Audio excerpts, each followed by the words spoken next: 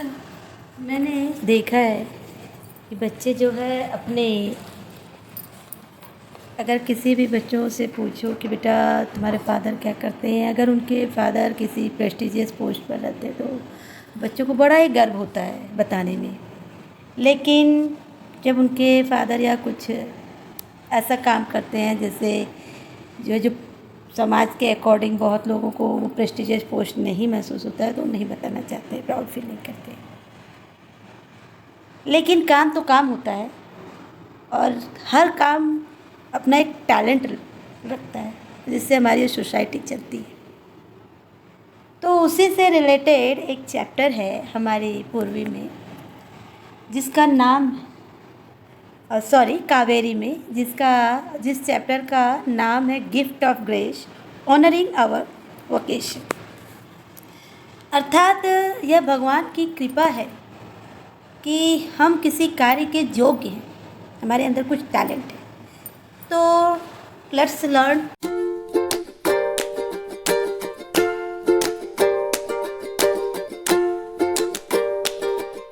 The name of the chapter is Gift of Grace Honoring Our Vocation.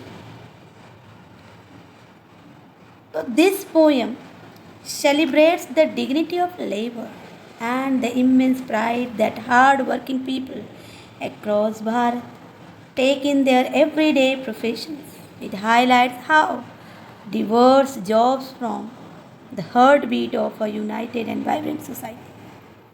जो ये अज्ञात कविता है gift of grace honouring our vocation, यह काम की गरिमा और भारत भर के मेहनती लोगों द्वारा अपने रोज़मर्रा के व्यवसायों में महसूस किए जाने वाले असीम गर्व का उत्सव मनाती है।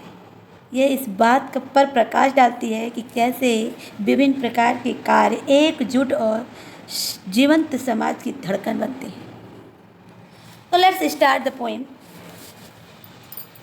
I hear Bharat celebrating the varied vocations. I hear those of craft person, each one celebrating their craft, woven with colors and myriad hues. In this stanza, poet hears India celebrating different kind of vocations. It shows that people are proud of what they do. तो इस stanza में कवि सुनते हैं कि भारत विभिन्न प्रकार का जश्न मना रहा है। यह दिखाता है, यह बताता है कि लोग जो करते हैं उस पर गर्व महसूस करते हैं। कवि सबसे पहले कारीगरों के बारे में, उन कारीगरों के बारे में बात करता है जो कई रंगों से सुंदर चीज़ें बनाते हैं। उनका काम खुशहाल और अर्थपूर्ण दिखाया गया है। इस स्टैंजा में यह बताया जा रहा है कि हर तरह के काम का महत्व है और भारत में इसका जश्न मनाने योग्य है। The second stanza is the artisan with lutes each hailing varied emotions and celebrating dreams echoing in the street. The carpenters celebrating, they create anything out of wood with mathematical precision.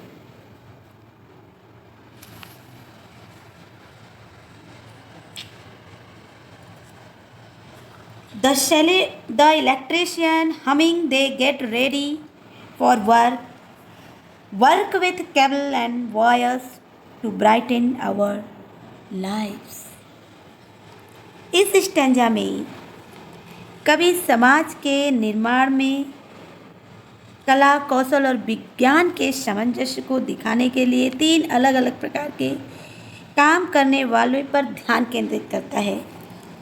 पहले तो वह जो है कलाकार, जो artisan है, उनके बारे में बात करता है, जो कि जो है स्वतंत्र रूप से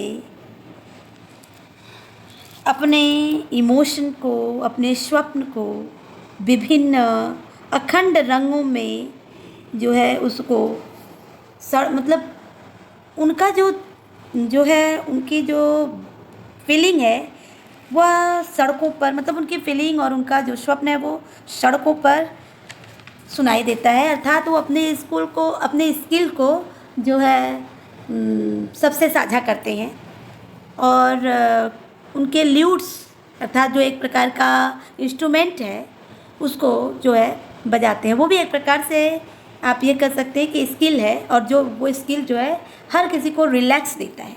इससे हमें ये पता चलता है कि काम के केवल मजदूरी नहीं है, इसमें भावनाएं और रचनात्मकता भी शामिल है। इसके बाद वह कारपेंटर की बात करते हैं, जो एक कुशल कारीगर है, जो लकड़ियों से जो है विभिन्न प्रकार के फर्नीचर को बनाता है और बड़े ही सुंदर ढंग से मेजरमेंट करता है। और अर्थात उसको जो है गणित का इतना खूबसूरत ज्ञान है कि वह जो है फर्नीचर को बिल्कुल सही लेवल में बनाता है। यह भी उसकी एक कला है। फिर वह इलेक्ट्रिशियन का वर्णन करता है, जो दिन की शुरुआत करते समय खुश होकर गुनगुनाता है। वह हमेशा केबल और तार के साथ काम करते हुए हमारे घर तक रोशनी फैलाता है, ताकि हम अपने कार्य को जो है सुचारू रूप से कर सकें। अब है तीसरा स्टैंजा, जो कि the boatman gathering there needs from the shore, sailing and singing while at work, return to tell the tales of life at sea. The shoemaker, affirming the quality of their work, for the feet that work, dance, run, jump and return home. अर्थात इस stanza में कवि जो है, जो नाविक हैं, जो बोटमैन हैं, उनके बारे में बताता है।